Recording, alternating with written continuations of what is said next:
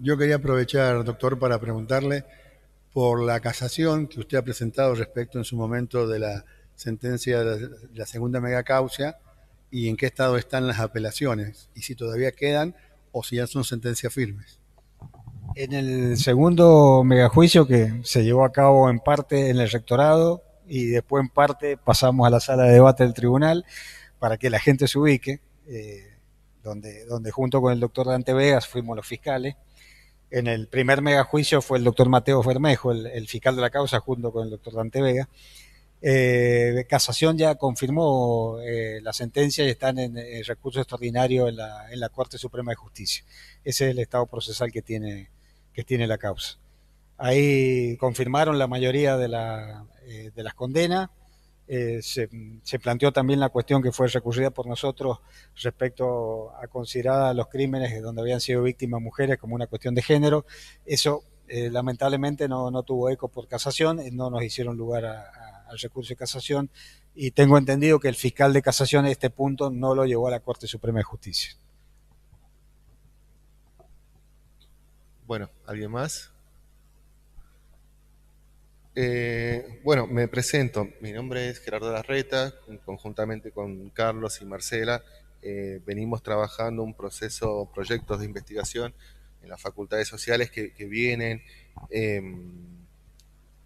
trabajando principalmente a partir de lo que fue esta base de datos, esta fuente, que fueron los sucesos y los recursos derivados de los juicios a los delitos de lesa humanidad. Y tenemos tres preguntas general, que de alguna manera algunas ya las respondió, pero bueno, quizás podría explayarse más. Respecto a el rol del archivo de la D2, ¿cuál fue la contundencia que tuvo este evento, este descubrimiento para el proceso de los juicios, hablando a nivel de prueba? Como segunda pregunta, y esto también como para invitar un poco al debate, nosotros en análisis de los juicios vamos viendo un proceso como de desentramado de la memoria, donde cada juicio de alguna manera va dando paso a digamos, cada media causa 1 dio paso a la media causa 2 y ya así. Si nos podría comentar un poco de lo que fue el trayecto de la media causa 2 a la causa Caballero Vidal. Y por último, respecto de esto que ya nos has estado comentando un poco, principalmente a partir de lo sucedido con algunas prisiones domiciliarias que fueron, bueno, principalmente la de Olivera, que fue un evento público, de conocimiento público, si podría comentarnos de alguna manera el estado general de las sentencias y de los condenados también. Respecto de la importancia de los archivos del D2, lo, lo, lo trascendental de esto es que esos archivos estaban y fueron aportados por la propia policía, que estaban archivados en la ex CAVIC, en la ex bodega CAVIC, donde estaban todos esos archivos. Creo que era el gobierno del ingeniero Gioja que dio la orden de que eso se pusiera a disposición de la justicia. A partir de ahí fue, obviamente, descubrir una caja un poco de sorpresa, una caja de Pandora, porque nos encontramos con innumerables datos de valor probatorio, pero inconmensurable, que fueron utilizados fundamentalmente de base para las acusaciones.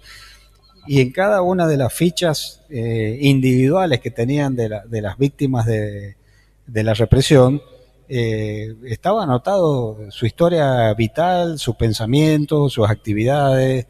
En el caso de haber sido objeto de algún tipo de procedimiento, también anotaban los procedimientos, coetáneo con las denuncias que habían hecho las víctimas. O sea, sirvió obviamente para determinar la responsabilidad de los miembros de la autoridad militar que estaba en la provincia de San Juan, pero también nos sirvió para hacer la imputación, la gran imputación que se hizo desde la oficina Cuyo y de la oficina San Juan de Derechos Humanos contra todo el personal policial. O sea, eso fue en imputación, creo que fueron 70 funcionarios policiales que fueron imputados y que terminó obviamente con esta tercera mega causa donde se juzgaron la mayoría de personal policial. Eh, si de no haber tenido tal vez esa documentación no hubiéramos podido avanzar de la manera que se avanzó en las imputaciones y en el juzgamiento y las posteriores condenas. La mayoría de ellos fueron condenados, bueno, algunas absoluciones han habido, pero en ese tercer megajuicio donde se juzgaron la mayoría de los policías, yo no intervino el doctor Dante Vega, yo por una inhibición por uno de los imputados específicamente, pero de las que han sido absueltos, después Dante Vega podrá informar específicamente, pero creo que la Fiscalía ha planteado recursos de casaciones sobre algunos imputados puntuales que fueron sobreseídos o que no fueron condenados en la medida que había solicitado el Ministerio Público Fiscal. Sobre estos archivos que llegaron a poder del Ministerio Público Fiscal, lo estuvimos analizando en la Fiscalía Federal, hicimos un tamiz, un estudio pormenorizado de cada una de esas fichas, de las que nosotros consideramos que van a servir de prueba, esto están en poder de la Fiscalía actualmente, de otro tanto que nosotros consideramos que si bien tenían un valor histórico, pero que no servían para prueba, fueron en primer momento el Archivo Nacional de la Memoria, se los llevó a la provincia de Buenos Aires, cuando cambió de gobierno, creo que fue durante la presidencia de Macri, ellos como que lo devuelven, y dicen, no, esto tiene que estar en cada una de las provincias, se volvió a la provincia de San Juan y ahora está en el Archivo de la Memoria Provincial. Creo que está en el subsuelo del Centro Cívico. Ahí han hecho un lugar muy, muy lindo, me invitaron a mí a participar y se ha ordenado esos archivos. Todavía nosotros tenemos en sede de la ex escuela de policía, hay una pieza donde tenemos también mucha documentación y archivos que creo que ya no nos va a servir, pero se lo vamos a devolver a la policía y al archivo de la provincia para que ellos hagan un recuento histórico de todo esto que puede llegar a servir. Respecto de esto que tomó Estado Público últimamente, del cumplimiento de la prisión domiciliaria por parte de Olivera, los fiscales, tanto el doctor Dante Vega como quienes hablan, presentamos una investigación exhaustiva sobre qué había pasado, porque en principio teníamos dudas de que se hubiera realizado en el domicilio o en otro lugar. De lo que se pudo corroborar, había sido en el domicilio de él, en su casa. Pedimos unas restricciones a que en el futuro no se lleven a cabo ese tipo de eventos sociales. El tribunal nos siguió con ese criterio y de los 3 tribunales que están interviniendo, porque son de integración distinto, la primera sentencia que ya está firme, que actúa un juez de San Luis como juez del cumplimiento, que es el doctor Furcade, resolvió las restricciones a este tipo de eventos, como también en el segundo juicio que actúa el doctor Dofu y la doctora Ratá, también pusieron restricciones a que se llevaran este tipo de eventos sociales y restringió la visita al domicilio de todo lo que sea en entorno familiar y cualquier reunión social que sea en el ámbito del núcleo familiar y no extenderlo a una trascendencia como sucedió, porque entendíamos que estaba desnaturalizando el fin de la pena, en este caso la pena de perpetuo. Se solicitó también la prohibición de que visitaran el domicilio condenados por delito de lesa humanidad. En eso el tribunal no se ha expedido, no hizo un mérito sobre eso. Y en el tercer juicio, que es el que ha dictado sentencia ahora, todavía no han proveído lo que hemos pedido los fiscales. No sé si quedó algo pendiente de... Sí, el paso de la mega causa 2 al juicio Caballero Vidal. A Caballero Vidal. El Caballero Vidal. Sí, el hecho de Caballero Vidal, bueno, un poco lo conoce acá Carlos Bula, surgió como el testimonio de Pedro Bayúgar durante el segundo megajuicio, donde se ordenaron remitir compulsas, atento a las manifestaciones que él había dado, y bueno, cuando llegó eso a la Fiscalía de Instrucción, no dudamos en iniciar la investigación y hacer una imputación. El juez de instrucción lo imputó. Nosotros en un primer momento el grado de intervención que le dimos era como partícipe en los crímenes de lesa humanidad. El juez lo procesó por ese delito, pero cuando fue la Cámara Federal de Apelaciones del Mendoza consideró que solamente le correspondía el delito de omisión de investigar y le dictó una falta de mérito como partícipe de esos crímenes. Eso obviamente cambió sustancialmente el reproche penal y la escala de los delitos que le hubieran correspondido a Caballero Vidal. En definitiva, cuando llegó a juicio fue juzgado por esta calificación menor que le había atribuido la Cámara Federal de Mendoza, que tiene una pena inclusive hasta simbólica, porque es una pena de multa, creo que terminó siendo, pero se determinó la responsabilidad por un crimen de lesa humanidad, si bien por una figura penal que a mi entender no era la adecuada, pero bueno, fue la decisión jurisdiccional que nos dejó atado a eso. Esa sentencia fue casada por la defensa de Caballero Vidal y fue confirmada por casación, la sentencia contra el excortista, y tengo entendido que ya quedó firme, o sea, no fue planteado el recurso extraordinario ante la Corte Federal, por lo cual ya esa sentencia quedó firme. Tiene un valor simbólico muy importante porque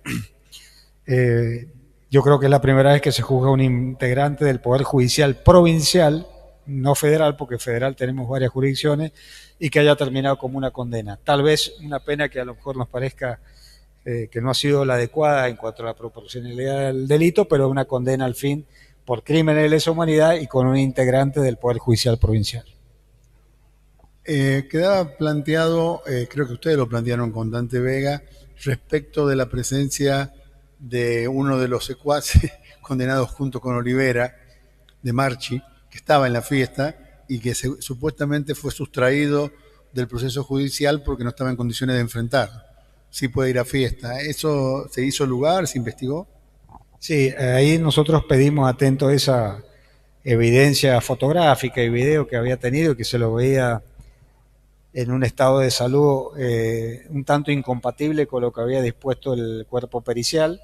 Pedimos la revocación de ese beneficio y los nuevos estudios médicos.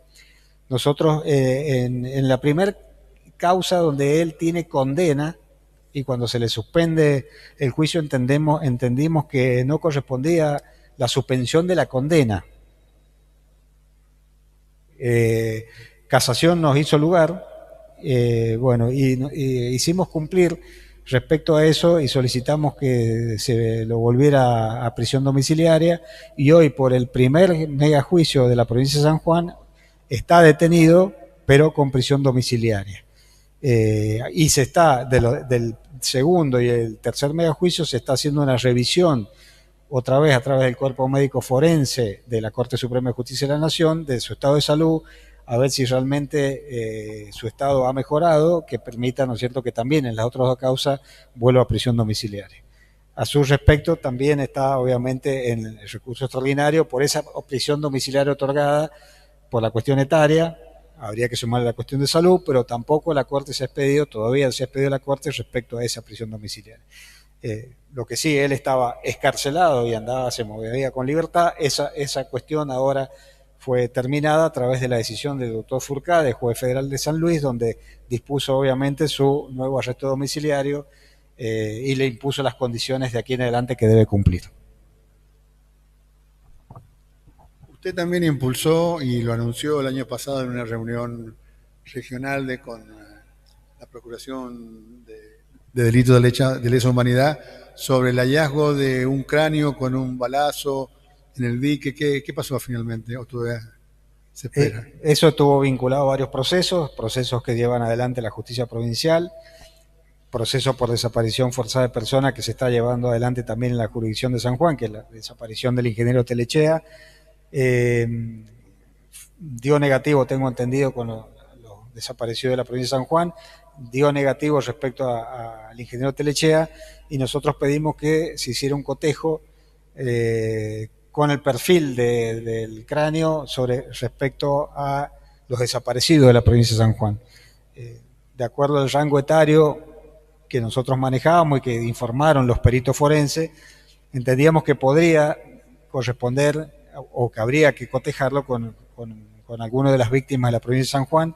Esto el juzgado nos hizo lugar y se envió al Banco Nacional de Datos Genéticos el perfil genético a los fines que lo cotejaran.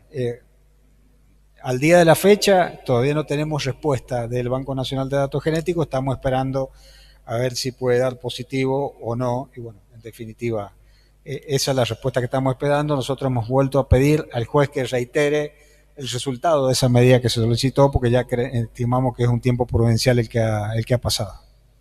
El resto de las búsquedas de enterramientos de desaparecidos se ha abandonado. ¿Hay alguna cosa en carpeta, digamos, cuando se consigan los fondos? O sea, hay un legajo de búsqueda, eso siempre está en la justicia federal. Cualquier dato que se vaya aportando siempre es revisable. Se avanzó con medidas judiciales en distintos cementerios. Se hizo un presupuesto de esas medidas judiciales que iba a ser un grupo de antropólogos y esos fondos están siendo difícil de conseguirlos a través del Consejo de la Magistratura, que es quien tiene que pagarlos, y bueno, está trabado ahí. Ahora creo que está en la Cámara Federal de Mendoza, porque el Consejo de la Magistratura dijo que lo tenía que pagar el Ministerio Público Fiscal, pero era una medida que está haciendo el órgano jurisdiccional, no la estamos haciendo nosotros. Entonces parecía un poco contradictorio la resolución cuando el juez dispone una medida y resulta que tiene que pagarla el Ministerio Público Fiscal. Bueno, eso está en la Cámara, una cuestión burocrática que está impidiendo que se avance en el análisis de estudios específicos, de avances de estudios de libros de ingresos de fallecidos en el cementerio 9 de Julio específicamente, o del desentierro que también podría haber en fosas comunes que había en ese cementerio, y algún otro análisis, ¿no es cierto?, antropológico en distintos puntos de San Juan, pero eso está hoy paralizado por la cuestión de fondos. Y finalmente sobre la megacausa 2, usted recién lo anticipó, fue muy importante la sentencia de casación donde desligaba a los gobiernos provinciales de la época del 75 de la responsabilidad en la represión. ¿Por qué no nos comenta un poco eso? En realidad, el análisis que se hizo a través de la acusación nuestra acá era la participación específica de la Fuerza de Seguridad, no de responsabilidad de las autoridades políticas de ese entonces. Nosotros llegamos a imputar al jefe de policía de aquel entonces, que era una autoridad política, pero bueno, la Cámara no compartió ese criterio y apartó en aquel entonces Graci Susini, que era el jefe de policía, de esa responsabilidad penal. Nosotros entendimos que las autoridades políticas de aquel entonces no tenían responsabilidad y no se los imputó. Sí al jefe de policía, que bueno, por cuestiones de criterio jurisdiccional, que uno no puede no compartirlo, pero lo respeta porque son decisiones de órganos jurisdiccionales, no se puede avanzar. Sí, así sobre las segundas líneas y terceras líneas que terminaron obviamente con condenas.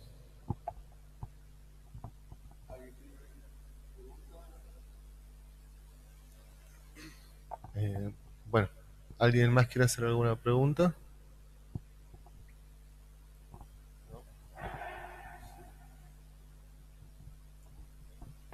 ¿Se han sumado los otros participantes?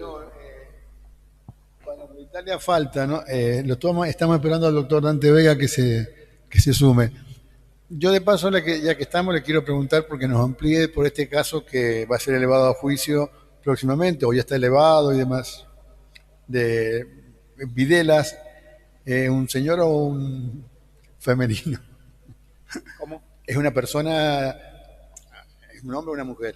Es un hombre, un hombre. Sí, una privación ilegal de la libertad, como tantas privaciones ilegales de la libertad que hubieron. Se denunció, se investigó y bueno, se determinó la escala de responsabilidades que nosotros tenemos determinado en función de cómo, el organigrama de cómo funcionaba el aparato represor, y se imputó a los autores que nosotros consideramos mediatos de esa privación ilegal de la libertad. ¿Fuerza policial o ejército? No, ejército. Ejército. Sí, creo que están De Marchi, Coronel, Olivera está todavía en cámara, fue imputado e indagado también, pero está en cámara el procesamiento de él. Anticipando un poco lo que vamos a hablar luego del caso Malato, usted tuvo una participación importante en haber suministrado a la ONG italiana parte de las actuaciones que ustedes habían producido tanto en San Juan como en Mendoza. ¿Nos puede resumir cómo fue y a dónde terminó? Porque nunca salió el pedido de extradición, ¿no es cierto? El pedido de extradición, en primer lugar, es reiteración del pedido de extradición porque hubo un inicial pedido por la justicia de San Juan que fue rechazado por las autoridades italianas, que tenía un universo de casos acotados de víctimas. Nosotros volvimos a reiterar el pedido, incluyendo como responsable de la represión a Malato por otras víctimas. Ese pedido fue hecho lugar por el juez federal, pero estamos en una cuestión de que no se consiguen, esto parece mentira que lo diga, pero que no se puede traducir. No hay peritos traductores que puedan traducir el exhorto, que tiene que ir en el idioma del país requerido. Entonces estamos en esa disyuntiva porque la Corte Federal no provee peritos, debería haber peritos, no hay un perito italiano en la lista. Los peritos particulares no quieren participar porque quieren cobrar antes o tienen gastos que tampoco se pueden conseguir. Bueno, estamos cerrados en ese aspecto. Paralelamente,